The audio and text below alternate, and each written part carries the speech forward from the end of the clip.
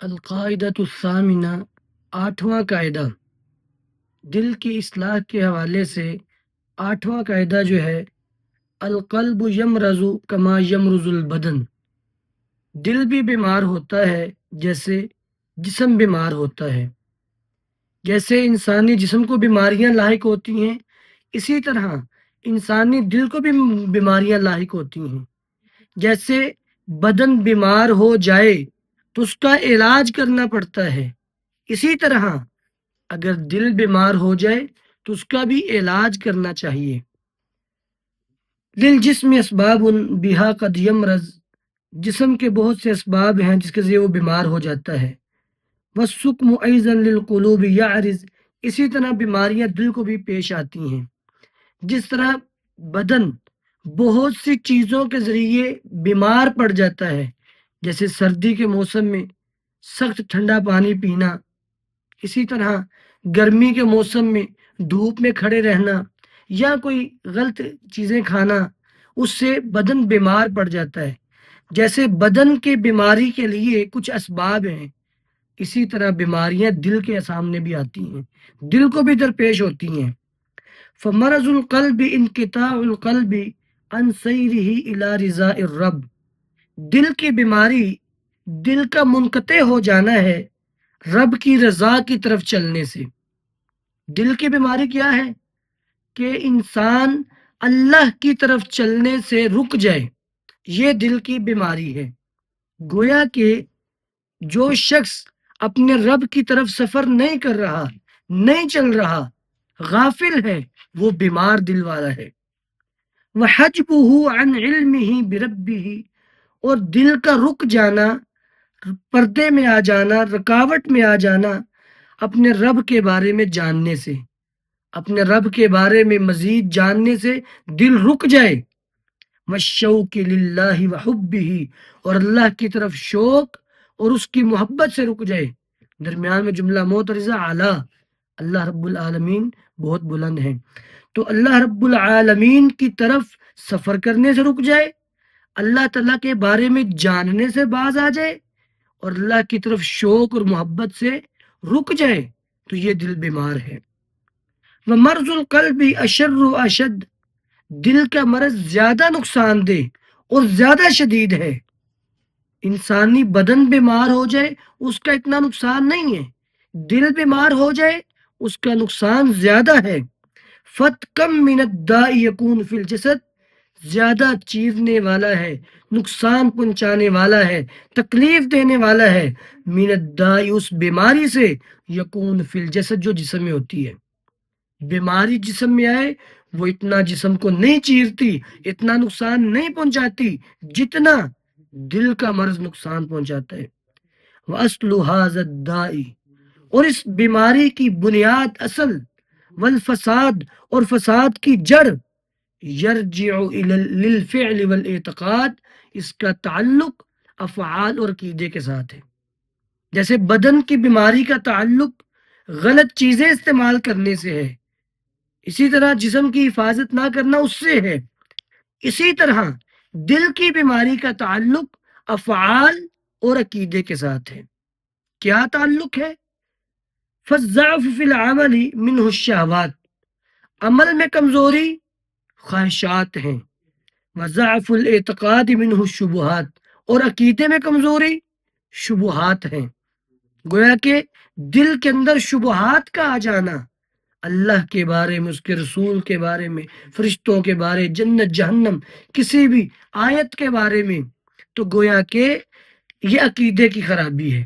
عقیدے کی کمزوری شبہات کا پیدا ہونا ہے، اور کہتے ہیں کہ عمل میں کمزوری خواہشات نفسانی کا اجاگر ہو جانا اور نفس کا خواہشات کے پیچھے لگ جانا، یہ دونوں چیزیں دل کو بیمار کر دیتی ہیں۔ وَمِنْهُمَا يَنْشَأُ كُلُّ دَاءٍ، انہی سے ہر بیماری پیدا ہوتی ہے، عمل میں کمزوری اور عقیدے میں کمزوری، ان دونوں چیزوں سے ہر طرح کی بیماری ہوتی ہے۔ اب صاحب کتاب کچھ مثالیں دے رہے، کالکبر والحسد والریا، جیسا کہ تکبر ہے، حسد ہے، ریاکاری ہے۔ اب ان سب کا تعلق کہیں نہ کہیں اب جتنی بیماریوں کے آگے نام آئیں گے ان کا تعلق یا دل کے کمزوری یعنی عقیدے کی کمزوری سے ہوگا، یا پھر ان کا تعلق عمل کی کمزوری سے۔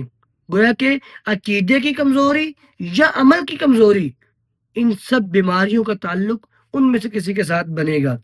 والخیلاء والفخر غل حب علوه وغفلت وعجب، اور تکبر، فخر جو بڑھا دے انسان کو، اور غفلت، اسی طرح خود پسندی۔ ثم مریض القلب قد لا یشعر۔ اچھا، بیماریوں کے ساتھ ساتھ ایک اور بھی نقصان ہے، وہ کیا ہے؟ بدن بیمار ہو تو پتہ چل جاتا ہے، جسم بیمار ہے، نقاہت ہے، پتہ چل جاتا ہے۔ بسا اوقات کتنے ایسے بیمار دل والے ہیں ان کو پتہ ہی نہیں ہے کہ وہ دلی طور پہ بیمار ہیں۔ دل کا بیمار، اس کو شعور ہی نہیں ہوتا کہ میں بیمار ہوں۔ جب کسی کو شعور ہی نہیں ہے، جب اس کو پتہ ہی نہیں کہ میں بیمار ہوں، تو وہ کیا اپنی اصلاح کرے گا؟ جیسے مثال کے طور پہ بدعت کو بہت بڑا گناہ کیوں کہا جاتا ہے؟ کہ عام گناہ کرنے والا جب کوئی شخص زنا کرتا ہے، اس کو پتہ ہے میں گناہ کر رہا ہوں، وہ کبھی نہ کبھی تو باز آئے گا، توبہ کرے گا انشاءاللہ۔ لیکن جو شخص کسی کام کو نیکی سمجھ کے کر رہا ہے، وہ اس کو نیکی سمجھتا ہے، باعث ثواب سمجھتا ہے، تو وہ کیسے توبہ کرے گا؟ وہ تو کبھی باز نہیں آئے گا۔ اسی طرح بدن کا بیمار، اسے پتہ چل جاتا ہے کہ میں بیمار ہوں، وہ اپنے بدن کی صحت کے لیے کوئی نہ کوئی دوائی، کوئی نہ کوئی علاج ضرور اپنائے گا۔ جبکہ دل کا بیمار، بسا اوقات اسے پتہ ہی نہیں چلتا کہ میں بیمار ہوں۔ وربما علی الدواء لا یصبر، اور بسا اوقات وہ اس کے علاج پر صبر نہیں کرتا۔ یعنی جو بدن کا بیمار ہے وہ تو اپنی بیماری کا علاج کرے گا بھی اور دوائی کھائے گا بھی۔ جو دل کا بیمار ہے، یا تو اس کو پتہ ہی نہیں چلتا، یا پھر وہ دل کے علاج کے لیے جو چیزیں ہیں ان کو اپنا سکتا ہی نہیں ہے۔ کیوں؟ اپنی خواہشات کی وجہ سے وہ کوشش ہی نہیں کرتا کہ میں نے ان چیزوں کو اپنانا ہے۔ اور اس کی وجہ بڑا کیا بنتی ہے؟ وَأَصْلُهَا الْجَهْلُ، اس کی بنیاد جہالت ہے۔ جب تک جہالت ہوگی اللہ کے بارے میں، اس کے احکامات کے بارے میں، وہ اپنی اصلاح کبھی نہیں کرے گا۔ فَأَهْلُ الْعِلْمِ، اور جو اہل علم ہیں، ہم الأطباء لہذا السقم، وہ اس بیماری کے طبیب ہیں۔ یعنی کوئی دل بیمار والا شخص، اسے چاہیے کہ وہ اہل علم سے رجوع کرے، ان سے پوچھے کہ میرا دل نرم کیسے ہوگا، میرے دل کی اصلاح کیسے ہوگی، میرے دل کا حسد، بغض، کینہ، عداوت، نفرت کیسے ختم ہوگی۔ اہل علم طبیب ہیں جو قرآن و حدیث کے ذریعے اس کا علاج کریں گے۔ اسی طرح مجالس الذکر ہی المشافی، جو ذکر کی مجلسیں ہیں، جہاں اللہ کا ذکر کیا جاتا ہے، وہ اس کی شفا کی جگہ ہیں۔ وہاں پہ جائے، اس کو وہاں سے شفا ملے گی۔ واللہ ذو الجلال هو الشافی، اور شفا دینے والی ذات وہ اللہ تعالیٰ کی ہے۔ اسباب کو یہ اپنائے، اہل علم سے رابطہ کرے، ذکر کی مجالس میں جائے، شفا دینے والی ذات اللہ کی ہے۔ اس کے بعد ہر شعر کے آخر کی طرح اس شعر کے آخر میں بھی صاحب کتاب دعا کر رہے ہیں، یا ربی، اے ہمارے رب، عافنا من الاعراض، ہمیں اعراض کرنے سے عافیت عطا فرما، بچا لے، واشف قلوبنا من الامراض، اور ہمارے دلوں کو مرضوں سے محفوظ فرما۔ ہمارا دل ذکر سے، یا اس ذکر جو دل کی بیماریاں ہیں ان کے علاج سے اعراض کرے، اس سے ہمیں بچا لے، اور ہمارے دلوں کو ہر قسم کی بیماریوں سے شفا عطا فرما۔